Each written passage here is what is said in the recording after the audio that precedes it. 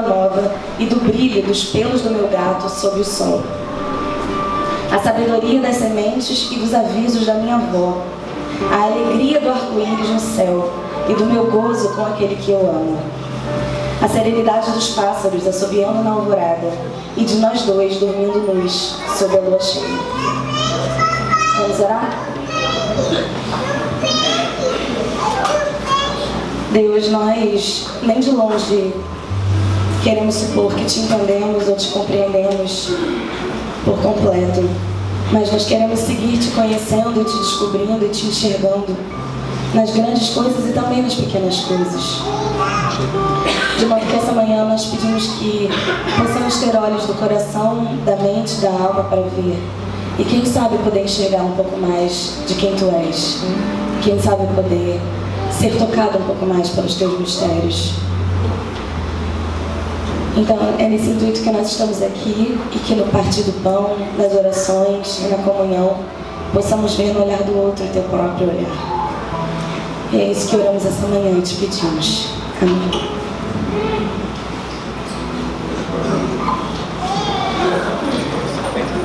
Vai ter um momento de louvor agora e vou convidar vocês a ficarem de pé. Para estarem se levando comigo.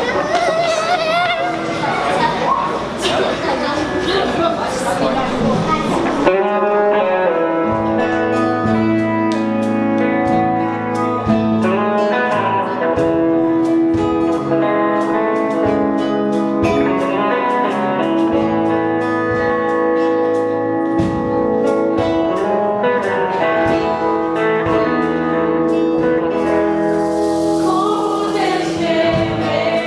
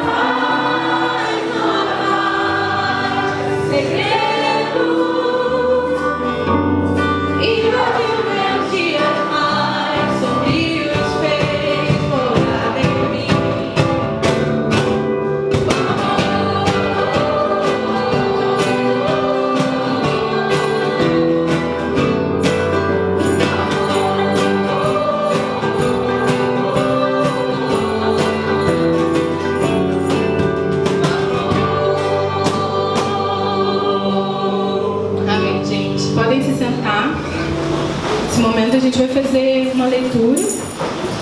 E eu vou chamar.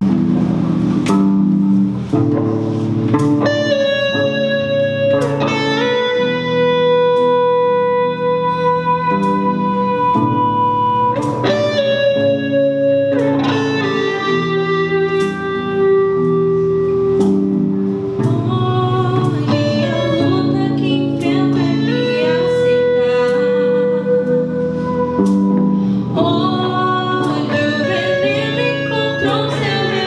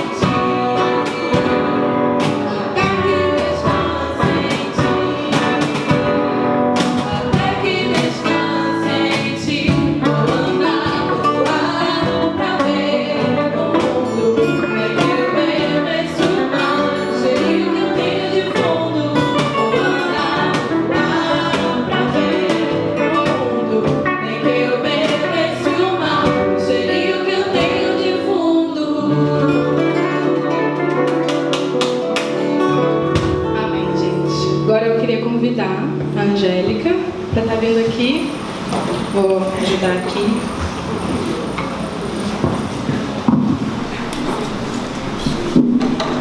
Agradecer, fez uma ação muito querida, obrigada pela sua oferta ontem, tá?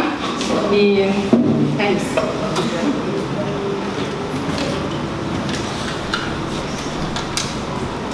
Bom dia a todos e todas.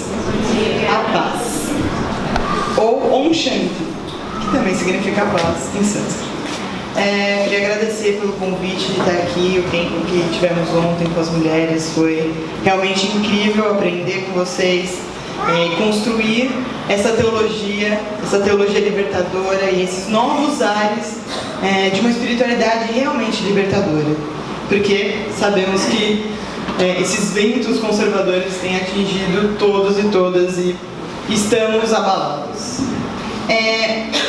Hoje eu gostaria de compartilhar um texto já muito conhecido de Marta e Maria.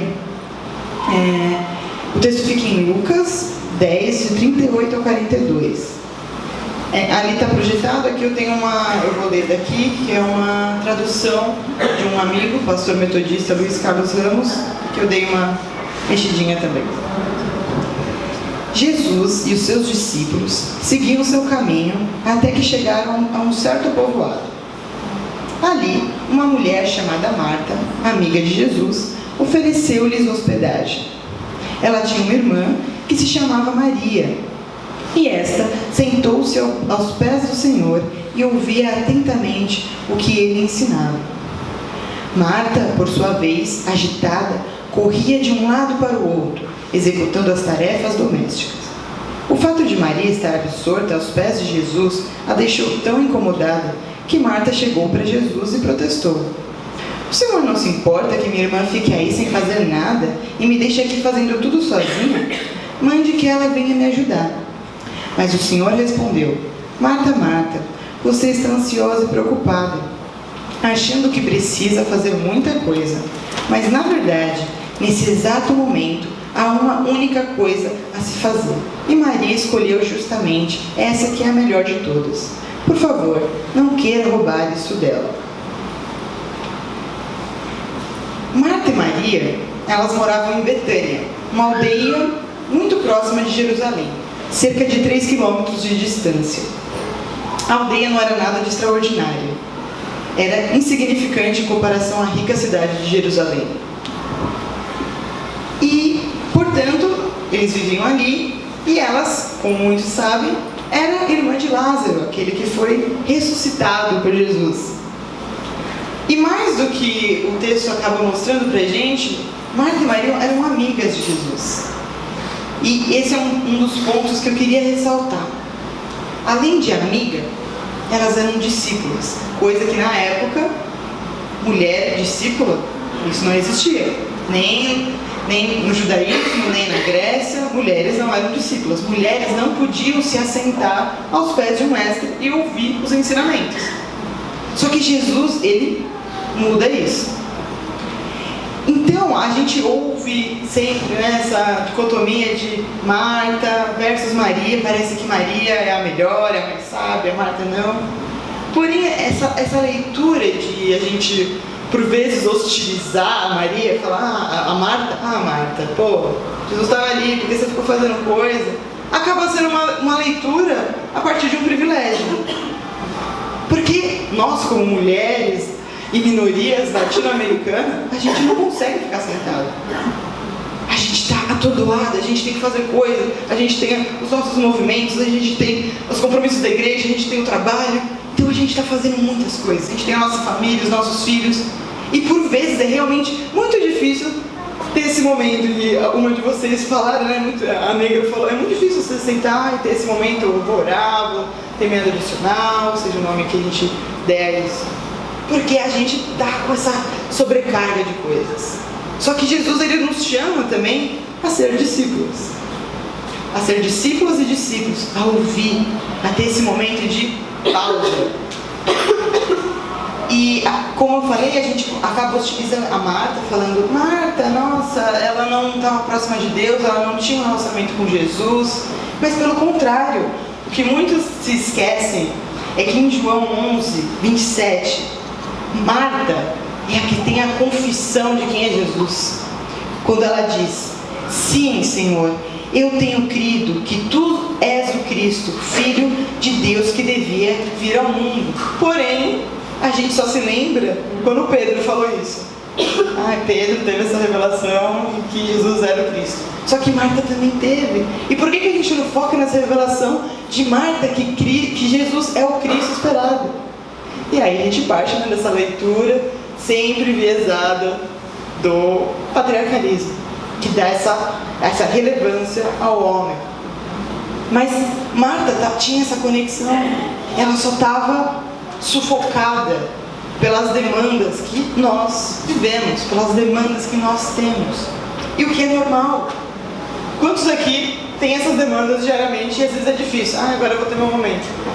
Todo mundo, a gente está super sobrecarregado. E o espaço de igreja, o espaço de um culto é um espaço da gente calma. É aqui que eu ouvi de muitos e muitas aqui: não, esse é o espaço que eu me alimento de fé, que eu me alimento de esperança. Isso é ótimo, a gente precisa disso para sobreviver. Estava partilhando, a gente precisa, com a Vanessa, a gente precisa disso para manter a nossa sanidade nesses tempos obscuros. O título dessa mensagem também é Marta e Maria e os dois pássaros na árvore. E... Ixi, tem um celular, não sei se é porque eu tenho o mesmo toque. E é bom ressaltar que o fato de Marta, Maria e Lázaro serem amigos e Jesus sempre partilhar, quando estava em Jerusalém, Jesus sempre dava um pulinho na casa deles, que o movimento de Jesus, ele não é apenas um movimento da transformação social, mas ele é um movimento do relacionamento. Ele é um movimento dessa cura da alma, desse relacionamento. Ele é um movimento de afago, de afeto. E isso a gente não pode perder. A transformação que Jesus nos faz é uma transformação interior. Ele nos toca para a gente tocar o mundo. Só que a gente tem que se permitir ser tocado. A gente tem que se permitir ouvir essas consolações, como bem vocês falaram aqui.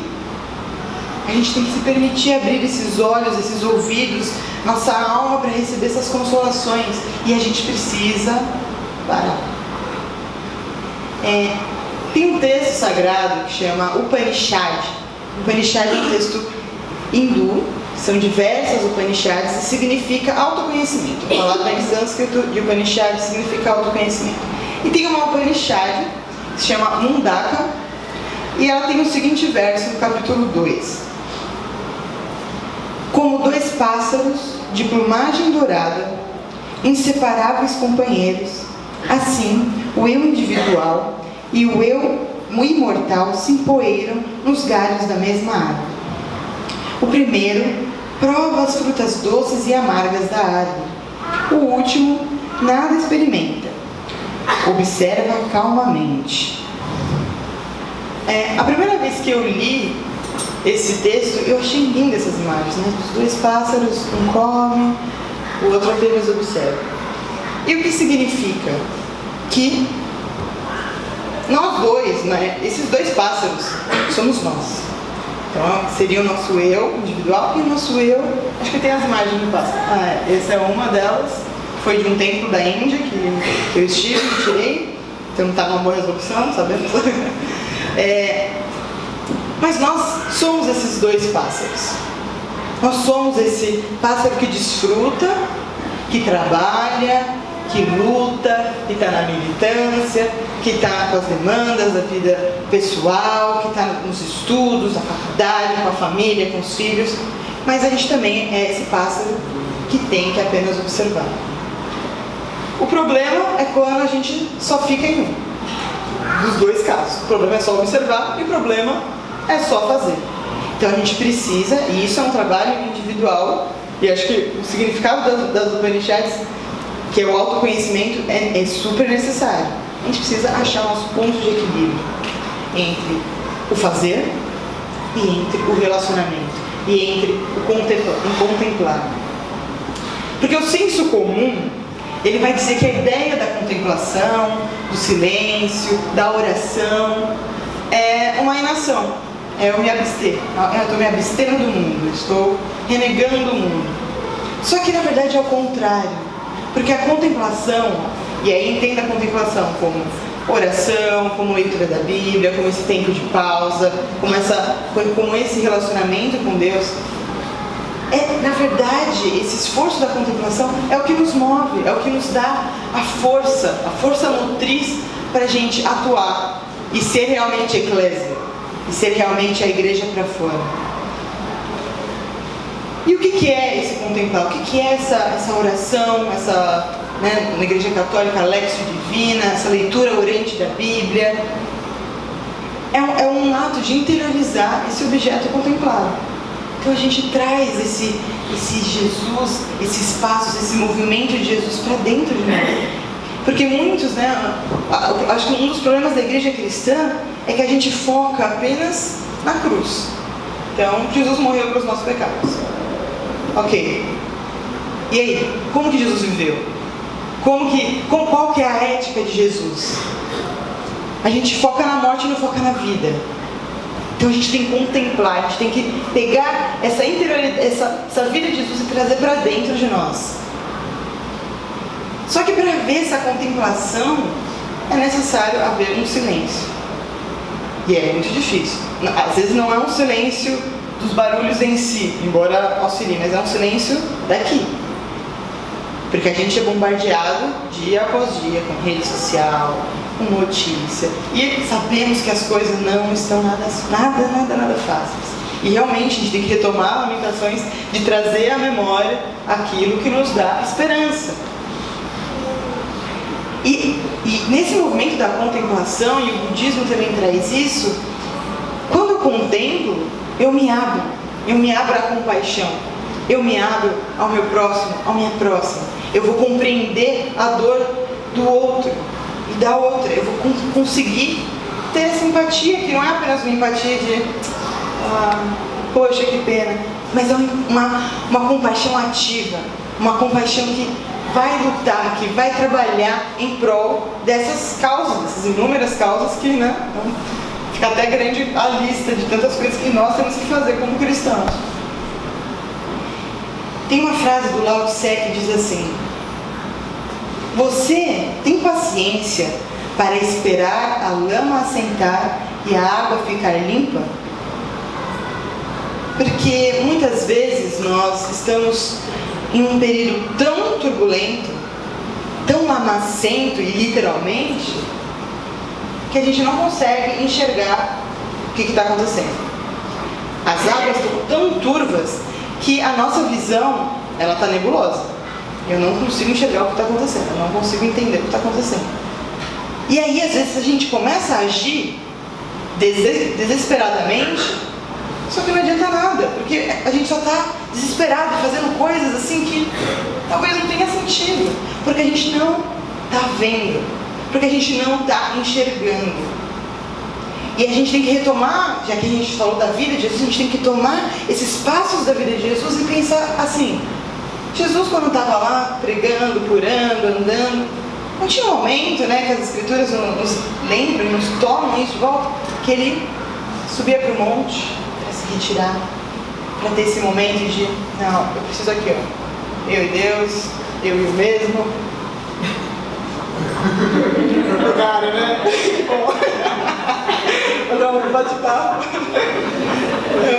E exatamente, a gente também precisa disso. Se Jesus, que era ele mesmo ali, batendo papo com ele, imagine nós. Então a gente precisa também achar. E aí, eu acho que a questão do tempo, ela é uma questão das prioridades. E acho que a prioridade, conversando tanto ontem quanto hoje, aqui antes de começar, a gente tem que sobreviver. Talvez fisicamente, obviamente, mas a primeira morte que querem fazer conosco é nos matar psicologicamente e espiritualmente. É fazer a gente perder a esperança. É fazer a gente perder o fôlego de vida, que para a nossa tradição cristã vem de onde? Quem sopra o vento divino em nossas narinas? A gente precisa recuperar esse fôlego. Então, permanecer nesse estado contemplativo, esse estado do ouvir, do escutar, é um ato revolucionário. Porque ninguém mais ouve, ninguém mais sabe parar. As redes sociais, em partes muito legal, conectam, conheci muitos de vocês aqui pelas redes sociais, antes de conhecer pessoalmente, mas também elas nos afastam de nós. Qual é a primeira coisa que muitos fazem aqui? E meia culpa, eu também. Acorda e se bloqueia o celular. Notificação. Aí você começa, é a primeira coisa que a gente faz. A gente nem acorda e já está assim, capengando e já tentando responder o WhatsApp. Cadê o nosso amanhecer? Seja lá qual o ritual que a gente tenha pessoalmente, mas acordar em si, assim, eu acordei. Não, a gente já vai acordar, já vai estar no movimento, já vai estar falando, já vai estar respondendo as demandas. A gente precisa sobreviver. A gente precisa aprender a se cuidar, mentalmente e espiritualmente. Porque também sabemos que ser evangélico hoje em dia não é nada fácil. A gente precisa justificar. Eu sou mais calma. Calma, vem cá, senta aqui. Deixa eu te explicar. A gente precisa fazer isso. É real. Então esse silêncio que é externo e interno, porque o silêncio corporal também é muito difícil. Ele é uma potência criativa para a revolução e emancipação da sociedade. Porque é ele que vai nos fazer enxergar quais passos eu devo fazer. O que eu devo fazer? Eu devo atender a X demanda ou eu devo tentar pensar uma outra forma de sobrevivência, uma outra forma de enfrentamento? Porque acho que a gente acaba entrando num ciclo que a gente apenas reproduz. E a gente não cria mais nada novo. A gente não usa os dons divinos da criatividade em nós para criar novas estratégias de sobrevivência, enfrentamento, de espiritualidade. Então é necessário desse silêncio, dessa lama que se assenta e a água começa a ficar límpida, claro, e aí eu consigo enxergar o que está à minha frente. Porque isso é mais difícil, enxergar o que está à nossa frente. Eu gosto muito de uma frase que eu ouvi de um monge beneditino chamado Lawrence Freeman, que diz assim: o silêncio é o útero da mudança. E é o silêncio, essa frase. E é esse silêncio que, quando a gente cultiva esse silêncio, a gente cultiva os gritos. A gente vai cultivar esses gritos e vai saber o que gritar e quando gritar, quando for a hora. Então o silêncio, a contemplação, a oração, a espiritualidade, ela não tem uma ligação com a passividade. Ela não tem uma ligação com problema do mundo, eu sou espiritual, estou aqui no retiro de meditação, o russo, super cool. Não é isso não. Se uma meditação, seja qual tradição, se uma religião, se uma espiritualidade não nos transforma a ter compaixão, a gente precisa rever. A gente precisa repensar o que é esse cristianismo, o que é essa espiritualidade, o que é essa prática espiritual. E os gritos que são cultivados no nosso silêncio são aqueles que vão denunciar todos os aspectos da injustiça, como desigualdade, racismos, preconceitos, machismos, LGBTfobias. E com esse silêncio a gente consegue observar mais profundamente as raízes dessa violência, as raízes dessa estrutura de poder e as manipulações, porque a gente também é vítima de manipulação. A gente também cai em um ciclo que a gente, como eu falei, respondemos aquilo que às vezes nem perguntaram para nós, mas colocaram na nossa frente uma notícia, eu tenho que falar. Tenho que falar alguma coisa, porque é isso que o Facebook faz, a gente fazer, tenho que me posicionar no Facebook, e a gente nem consegue processar. Calma, o que está acontecendo? A gente não consegue nem ter o discernimento. E eu acho que o exemplo tanto do pássaro que observa, quanto da Maria sentada, acaba sendo um exemplo de o que é ter discernimento. Somos Marta. estamos fazendo. Marta é muito importante. Marta fez a confissão de quem é Cristo. Só que a gente precisa também se sentar. A gente precisa estar nessa posição de discípulos e discípulas de Cristo. E não é se calar, é sim a gente pensar nessa espiritualidade, nesse cristianismo, como essa força motriz que nos vai motivar a fazer alguma coisa. E se desesperar diante de uma situação de caos, ela não vai solucionar o problema. E acho que muitos de nós acabam entrando em um ciclo de desespero que é manipulado para a gente se sentir assim. E esse silêncio, essa contemplação, essa oração, essa vida em comunhão com Cristo, vai nos abrir a visão. Né? Muitos já oraram aqui, tem na nossa Escritura Sagrada. A visão é muito importante. Os olhos são muito importantes. A gente precisa renovar. A gente precisa aprender a ver. E aprender a ver é aprender a ver os pontos obscuros na claridade. Porque a claridade nos segue. Notícias, bombardeio. Só que a gente precisa achar esses pontos que está ali, mas ninguém consegue enxergar. Então, em um mundo de imensos barulhos, o silêncio ele vai ser revolucionário. E eu não acredito, e eu, Angélica, não acredito em uma revolução sem a parte da contemplação, principalmente uma revolução a partir da igreja. Não acredito sem a parte da nossa fé, daquilo que nos motiva. E aí, está aí para tirar os nossos dias de vida, tirar a nossa vida em abundância. Porque Jesus ele veio para quê? Para uma vida em abundância. Então, essa contemplação, essa oração, ela nos permite olhar o todo, ela nos permite olhar a realidade com a lama abaixadinha. E aí nos permite ver coisas boas e também coisas ruins. E é muito engraçado, eu lembrei, eu estava num templo de Ramakrishna lá na Índia, e aí eu perguntei para o Guru e falei, Guru, qual que é o maior ensinamento do Bhagavad Gita, que é um livro sagrado deles? Aí ele foi falando, ressaltou uns pontos, mas uma frase que pegou. Aí ele falou assim, o Ramakrishna ele tem muito trabalho social lá na Índia, eles oferecem almoço todos os dias para todo mundo, então é uma linha do hinduísmo bem ativa socialmente. E ele falou assim, a gente viu que a gente não consegue mudar o mundo, que é impossível, as estruturas estão aí, é difícil, mas a nossa missão é servir o mundo. Então não importa se a gente vai mudar ou não importa, mas eu vou continuar servindo. Eu vou continuar fazendo, porque a minha missão é servir o mundo. E esse servir o mundo, para nós, a gente também está na nossa tradição de ser servo. Talvez realmente, gente, nada mude.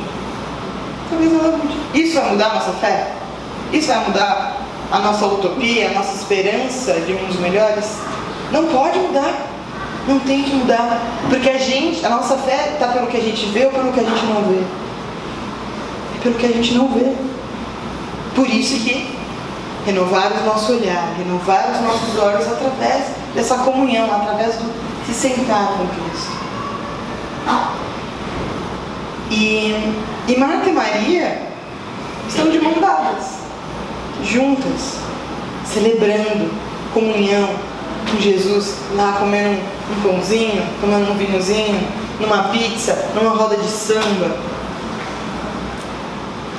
tomando uma cerveja. Marta e Maria estão juntas, dentro de nós. E a gente precisa fazer essa união, a gente precisa ter esse equilíbrio entre a ação e a não ação. Só que a gente não pode se esquecer, e aí, porque as demandas do mundo hoje nos pedem para agir, não podemos também cair no outro extremo, não, agora eu só medito, só oro, estou aqui, uhul, e o mundo ali pegando fogo. Ah, não tem nada a ver, estou aqui, né, Deus, meu Deus, paz. Não é isso. A gente precisa achar o ponto de equilíbrio. A receita, quando alguém tiver, me passa, porque tá difícil, Porque não existe receita. Cada um sabe as suas demandas. Cada um conhece o seu próprio coração. E para isso a gente tem a comunidade. Para partilhar as nossas dores, assim como Jesus. Ele tinha a sua comunidade, ele tinha os seus amigos. E acho que isso que é importante a gente ressaltar. Marta e Maria e Lázaro eram amigos de Jesus. Amigas de Jesus. E nós também, né? A gente retoma o texto. Vocês não são mais servos. Vocês são amigos. Eu chamo vocês de amigos e amigas. E é isso que somos. Em Cristo e como comunidade de fé. E a gente não pode, quando a gente vê um amigo, uma amiga ali, a gente tem que colar junto. A gente tem que fazer como Jesus fazia. Chamar com carinho. Ó, Marta, calma. Vai dar tudo certo. Ou não, mas calma. Tô contigo. Vem aqui. Vamos orar junto. Vamos estar junto. Vamos partilhar a palavra junto. Ou vamos apenas sair. Vamos tomar uma cerveja. Vamos qualquer coisa.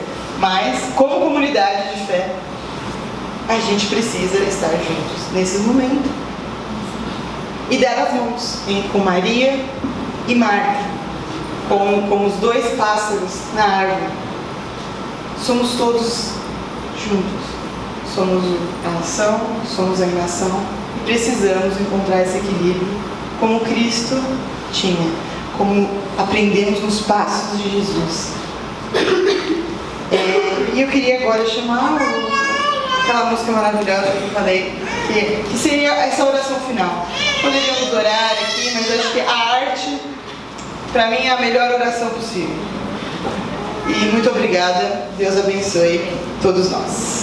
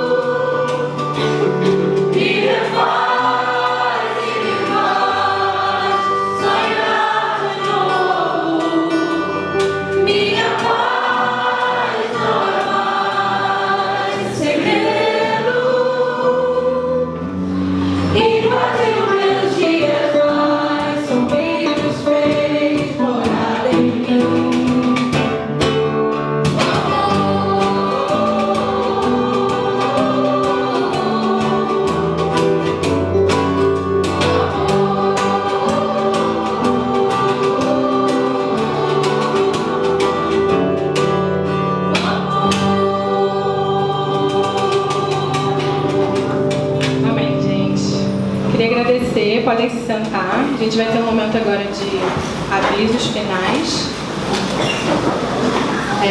E eu queria chamar, nesse momento, eu queria que passasse para a parte do calendário, rapidinho. Isso. Chamar o Felipe Queres, que está ali atrás. Que, enfim, agradecer esse tempo que a gente teve do mês de março. A gente se propôs a estar pensando a liturgia, pensando as reflexões, pensando as canções, pensando os encontros, a partir da experiência que nós, né, enquanto mulheres, temos. A gente já tem construído isso, já tem um tempo já, e a gente entendeu que era um momento da gente se colocar, e assim, a ideia é que a gente construa isso ao longo do ano também, né? Mas que esse foi um pontapé inicial para isso. E aí a gente teve um momento também de incômodo dos homens, e aí o Felipe trouxe uma proposta que ele vai comentar um pouquinho, já foi comentado no culto passado, e que é isso.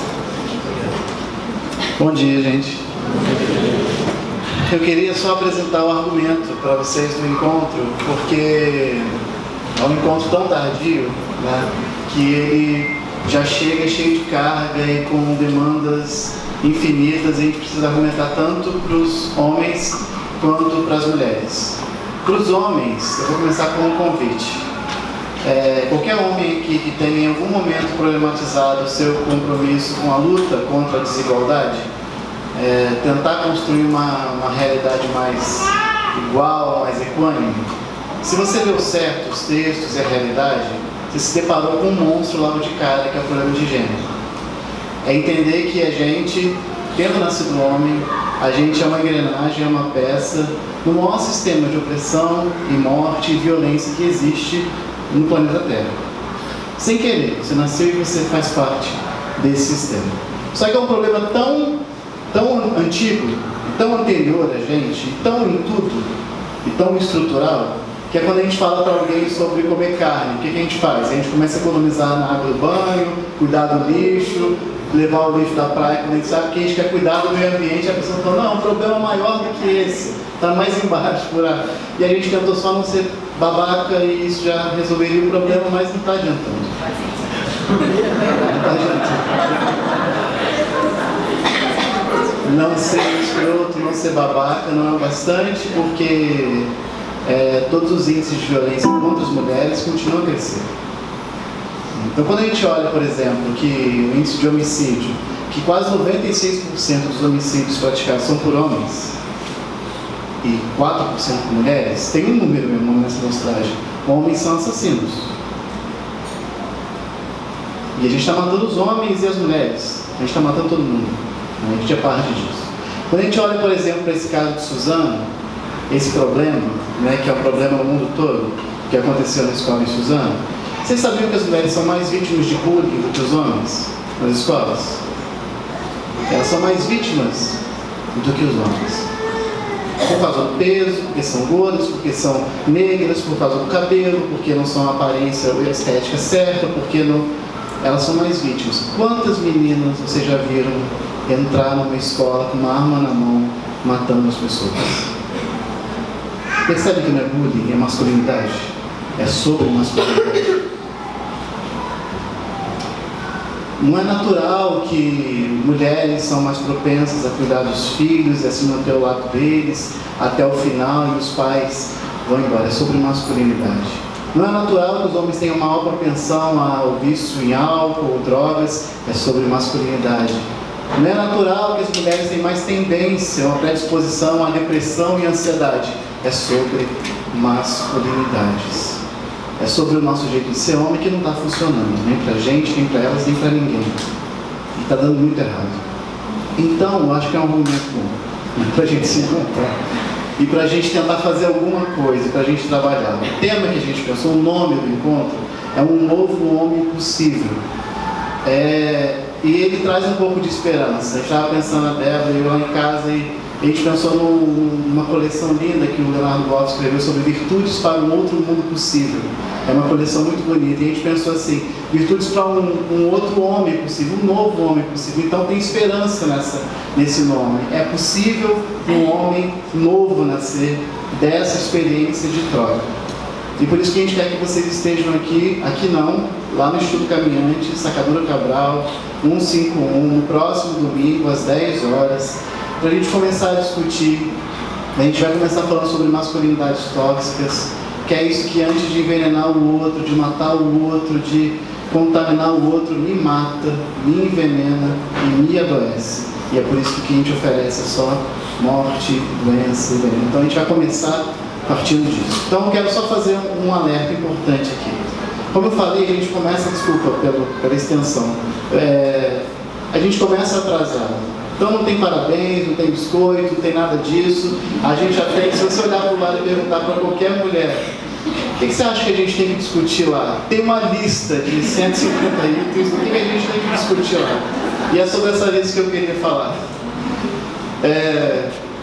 A gente nasce como um grupo para discutir uma coisa que a gente não sabe discutir, né? Porque parte dessa masculinidade é a defesa. É não discutir a masculinidade. Discutir o que é ser homem é já não ser muito homem, né? Como assim? Você não sabe o que é ser homem? O negócio já está dado. Então, se abrir para essa transformação já é uma dificuldade. E eu sei que a gente tem várias demandas pendentes e que todas elas vão ser ouvidas e tratadas. Por isso eu vou pedir para todas as mulheres que estão mandando mensagem, WhatsApp, continuem mandando. Porque elas vão cumprir um papel importante na discussão. A gente vai discutir em algum momento sobre essa interação com a mulher, depois de discutir isso que a gente está fazendo com a gente mesmo. É importante isso. Então, para a gente não colocar... Porque uma coisa desse jeito de não ser babaca, esse outro que eu falei, foi a gente começou a ler os livros do que as mulheres pediam para a gente fazer. E a gente só estava remontando essa relação maternal com isso. Que era a carga emocional de dizer, então, para ser um homem melhor você tem que fazer isso. E a gente ficou ótimo, assim, alinhado, né? A gente começou a lavar a louça, ia cuidar do filho, ia fazendo isso. Não é o restante, não é isso. Porque a carga continuou do lado dele, lado feminino. Então a ideia é a gente começar do começo, né? Então a ideia é ouvir tudo isso, dessas questões mais práticas, mas a gente começar do começo. Então, homens, por favor, me procurem no final, procurem para a gente poder anotar o nome de vocês, o contato, e a gente antecipar alguma coisa que a gente vai precisar de vocês no dia. Eu acho muito importante, como a Angélica falou, as mulheres de toda parte estão lutando todos os dias para se manterem vivas, psicológica e fisicamente. Então é importante que a gente lute ao lado delas para que elas permaneçam vivas. Porque a gente quer que elas continuem vivas, e a gente também. Certo? Então, conto com vocês.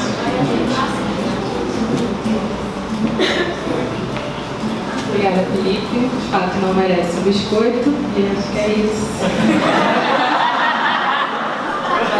Semana que vem os rapazes estão convocados para estarem lá no Instituto Caminhante, nosso pré-vestibular, que a gente também vai falar sobre isso agora, que é um momento que a gente tem de contribuição voluntária, que eu vou chamar a Mayra, que costuma conduzir esse momento, nossa tesoureira.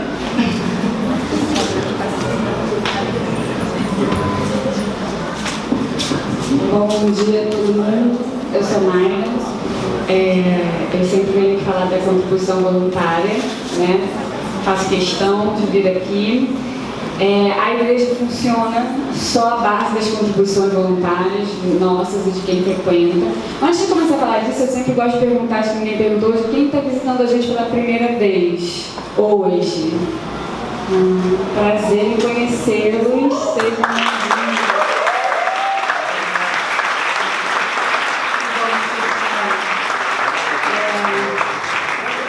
Então, o aluguel, a gente aluga 2 espaços, como funciona um pouquinho a igreja, né? A gente aluga 2 espaços, um em Niterói, onde a igreja começou originalmente, e outro aqui no Rio. O aluguel desses espaços custa em torno de R$2.000, é aquela conta que está ali. E a gente faz isso, né? Esses cultos meio itinerantes. E agora a gente construiu o Instituto Caminhante, que é para dar conta do pré-vestibular comunitário e outros projetos sociais da igreja. E agora tem um aluguel lá também, que a gente fez uma mentoria, tem uma outra parte, mas a gente acaba que às vezes a igreja contribui um pouco lá, ajuda o pré-vestibular, porque ele ainda não está se sustentando sozinho, o Instituto ainda não está se sustentando sozinho. Então a gente fica cada um capengando um lado, porque também a igreja não se sustenta muito sozinho.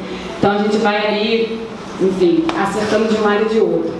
E aí eu faço questão de vir aqui para falar que é isso, né? A gente desconstrói um monte de coisa. A gente tem pensado a leitura da Bíblia a partir de um monte de outros lugares históricos, lugares das minorias, e acaba que às vezes a coisa fica tão fluida que a gente esquece desse compromisso, que é um compromisso nosso com o que importa pra gente, né? Nosso coração. Construir essa igreja importa pra mim. Ter esse espaço para receber vocês, novos visitantes, para receber vocês, meus amigos, importa pra mim. Poder me reunir com as mulheres e convidar a Angélica importa pra mim. Na verdade, isso tem sido o mais importante para mim nos últimos tempos, assim. Eu fui numa missa do 7º dia do tio do meu marido que morreu e o pastor Moza Noronha estava lá. E o pastor Moza virou e falou assim, Paulo disse que a gente tinha que estar sempre preparado para responder qual é a razão da nossa esperança. Quando o pastor Moza falou aquilo, eu falei, Jesus Cristo, eu não estou nada preparado para responder qual é a razão da minha esperança hoje. E aí cada um ali naquele lugar, naquela reunião, foi tentando dar. E o que eu fui construindo das respostas e pensando no meu momento ali foi, cara, a razão da minha esperança hoje é construir a Igreja Baixo do Caminho, é construir o Instituto Caminhante, é construir o pré-vestibular Marielle Franco. Então, assim, essa é a razão da minha esperança. É o que me dá esperança no Brasil de hoje. Então, eu vim aqui falar, gente, a contribuição voluntária, botar isso, investimento financeiro é investimento libidinal. Então, eu faço esse investimento. Né? Eu estou voltada com o meu desejo para isso. E aí eu venho falar, gente, volta no seu desejo, vem aqui, quem está construindo, quem quer construir, quem quer ter esse espaço de evangelho, né, de Jesus, existe esse lugar que é importante a gente estar sempre atento a ele, que é o lugar de como a gente sustenta isso no mundo real lá fora, que precisa pagar as contas. Né? E aí tem umas fotos do pré-vestibular que eu queria, então, tem ali a conta da igreja e tá rolando umas sacolinhas aí, que eu mandei passar, que tá rolando. E tem umas fotos do pré que a gente construiu. Ah lá, que lindo que tá, gente, olha só que lindo. A gente ganhou de presente esses grafites dos meninos que grafitam, e todos estão lindos, essas são as aulas. Tem mais foto? A gente fez essa no 14, né, para mandar lá para o pessoal que estava pedindo. E aula. Nem tem foto do Encontro das Mulheres, né? O Encontro das Mulheres é feito lá também agora. A gente tem feito a reunião lá, e o de vocês, dos homens aí, vai ser lá também. Então, essa é a proposta. As aulas são todos os dias de noite e sábados de manhã. A turma é uma turma para 60 estudantes. A gente acha que ainda não bateu 60, porque entram alguns estudantes, eles encontram dificuldade, desistem, a gente chama mais, a gente liga para quem está com dificuldade, a gente vai gerenciando. São as reuniões, são 17 professores todos voluntários, né? E mais as pessoas que têm aberto para vestibular antes das aulas começarem, têm ajudado a limpar, têm fechado de noite. Então tem muita gente voluntária e eu acho precioso isso, porque dar tempo hoje em dia é dar uma preciosidade, né? Dar uma coisa que às vezes vale mais que dinheiro, é dar tempo. Então quem tem ido abrir, quem tem ido fechar, muito obrigada, gente, por vocês estarem fazendo isso. A gente fez um financiamento, um projeto de financiamento. A gente tem uma conta do Instituto que é separada da igreja, e a gente tem um benfeitoria, que é uma contribuição recorrente. Então, se alguém se sentir, né, aqui convocado a contribuir, esse é o site da benfeitoria, lá está explicado o quanto que a gente precisa para pagar a conta, para fazer os projetos acontecerem. E aí você pode contribuir com o valor que você puder. Tem algumas sugestões na lateral, mas você pode botar lá, assinar e contribuir com o valor que você puder. Então, tipo, não posso contribuir com 20, que é o valor mínimo que tem, mas posso contribuir com 10. Bota lá, assina. Essa contribuição recorrente, ela é todo mês. Vai descontar do cartão de crédito de vocês. Isso é muito importante pra gente. Por quê? Porque com esse valor mensal, a gente consegue organizar as contas do pré o ano todo. Então, a gente sabendo que vai entrar R$5 todo mês, esses R$5 é super importante. E a gente consegue organizar melhor do que, às vezes, ter um montante na conta do Instituto que acaba a gente não conseguindo fazer a prestação de contas, né? A gente acaba, às vezes, gastando com uma emergência, com um outro projeto, com uma coisa que acontece. A gente recebeu armários da PUC, por exemplo, e a gente precisa ir lá pagar um frete para buscar os armários. Ou se alguém conhecer um frete, quiser doar, a gente está precisando de buscar um armário na PUC, até agora eu não consegui. E aí, sabe, tem sempre alguma coisa que pipoca. O Benfeitoria ajuda a gente a organizar as contas mensais, os projetos mensais, o dia a dia do pré-vestibular. Então, eu sempre chamo a atenção na importância de fazer uma assinatura, né? Lá no Benfeitoria. Mas quem não puder, tem um valor de dinheiro agora, mas não vai ter mês que vem, quer ajudar de qualquer jeito, não pode com tempo, Tem a conta do Instituto, você tem a conta aí, Mari? Tem a conta, não dá. A gente tem uma conta e você pode depositar um valor, se você quiser, enfim. Faça esse projeto adiante. Eu não posso ajudar, mas é uma tia que adora esse tipo de projeto. Vou mandar para minha tia. Eu não posso ajudar, mas, cara, aquele meu vizinho adora, vou mandar para o vizinho. Também isso é válido, gente. Vamos lá. É isso. Falei pra caramba. Obrigada. Beijo.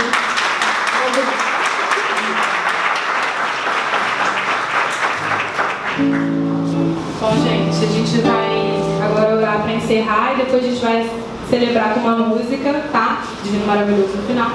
E vou pedir para a Mayra fazer essa oração final. Quero agradecer a todo mundo que pôde estar aqui. E nosso próximo encontro tem dia 31, lá no Instituto Caminhantes, depois dia 7 de abril em Niterói, no quarto, tá, gente? Jesus Cristo, eu venho na tua presença, meu Deus, para te agradecer por essa reunião, por esse encontro, por essa construção feminina, por essa construção coletiva, com os nossos amigos. Eu te agradeço primeiramente, Senhor, por isso ser possível.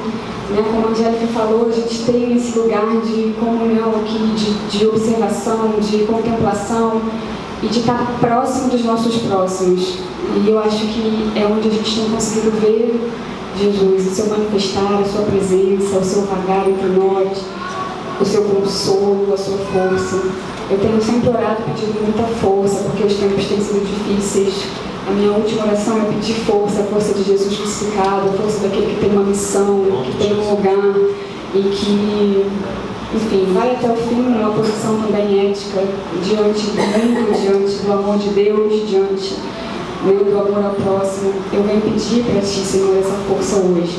Eu peço especialmente, Senhor, pelas mulheres cristãs que estão nesse momento saindo do país. Eu sei de algumas, como a Camila, que está aqui entre nós, porque a situação está difícil para elas, porque elas têm sofrido ameaças na internet, ameaças reais na vida, como a pastora Luz Marina, que esteve com a gente, que também está nessa situação, como outras amigas de São Paulo, que também estão nessa situação, mulheres cristãs, mulheres que estão defendendo o evangelho que o Senhor trouxe e que agora, talvez por ser o elo mais fraco dessa corrente, têm sido obrigadas a saírem dos lugares onde estão, das construções que estão fazendo, do meio das famílias e dos amigos, para poder seguir o seu evangelho em outro lugar. E talvez trazer para a gente de volta alguma coisa dessa construção, mas principalmente para continuarem vivas, que é o que o momento tem exigido agora. Então eu peço por todas essas mulheres queridas, assim, queridas ao meu coração, mulheres que eu acolho, mulheres que eu amo e que agora estão nesse lugar. Eu peço que o Senhor fortifique a gente, para a gente ser sempre lugar de acolhimento para elas. Peço que o Senhor derrame sobre nós, Deus, a sua força e o seu amor para a gente continuar sem largar a mão de ninguém, que é o que a gente quer fazer desde que tudo tenha acontecido de uma forma tão estranha para nós nesse país e nesse momento. Essa é a minha oração, Jesus, e em teu nome eu oro e te agradeço. Amém. Obrigada, gente, pela presença, é isso, tá? Vamos cantar? Quem quiser ficar de pé, por favor. Não. E agora?